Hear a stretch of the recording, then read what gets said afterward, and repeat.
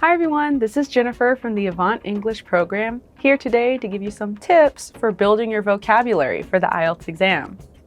One great tip I have is to actually read. The more you read, the more words you're going to encounter in context, which is excellent.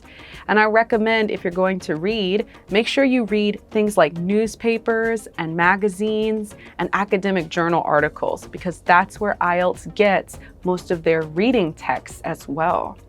Once you've identified some great words from the reading, make sure to write them down and perhaps create flashcards so that you can review your flashcards every single day so you can refresh your memory and constantly focus on these new words. And finally, use these words as frequently as you can in your speaking. The more you practice with the words, the more you put them in sentences, the more you will remember them. Hopefully these tips help you a lot, and best of luck on your next IELTS exam.